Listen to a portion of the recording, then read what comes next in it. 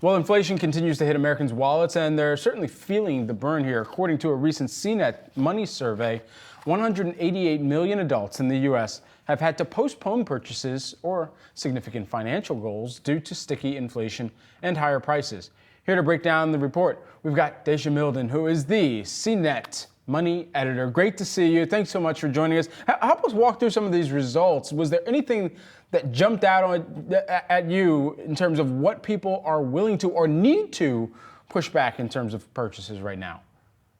Yeah, good morning. I think the one thing that's the biggest takeaway right now is that the biggest sticker shock is groceries. That's 77% according to our survey. And then it's followed by another essential, gas, which is at 54%. So it's clear that what we're seeing is that people are surprised by what they're having to pay for essentials, and they don't really have what it takes right now to put more toward those longer term goals that we just talked about, right? The vacations, the homes, the cars. We even saw, according to our survey, that people are having to tap into credit cards, buy now, pay later, their savings. So it's really clear that we're having to take a closer look at our budgets and, more importantly, what that means for our money now and in the near future. Yeah, Deja, when we get all of these different readings about the consumer, I mean, we got consumer confidence last week, and we were discussing even with the conference board, their chief economist Dana Peterson hopped on with us to really discuss what their view of the consumer is right now. And we've seen this moderate over the past about 18 months or so, going from the consumer, hey, it's resilient, or we are the consumer, to all the way to this juncture where you're hearing companies like Walmart talking about the consumer being relatively consistent or relatively stable.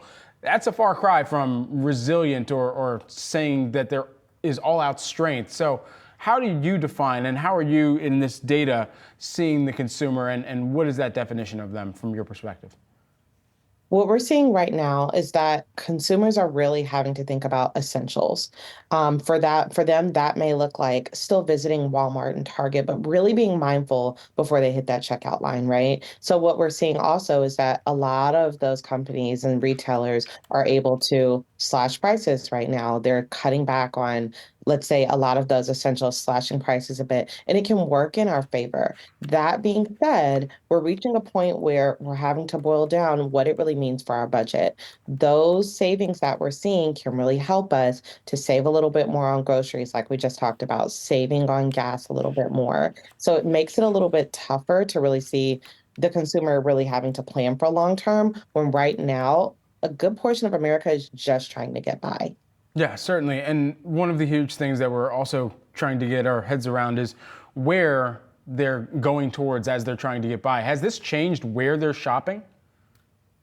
I'll say for many of Americans, we're looking at what it means for when it comes to comparison shopping. So, yeah, that comes down to going to different stores, choosing different brands, even considering wholesale clubs. We talked to our expert review board, and we are seeing that people are shopping their pantry first before even visiting the store. So, that can look really different depending on the consumer. But more importantly, the bigger picture takeaway there is that we're doing anything we can at this point to save money, to cut those costs down.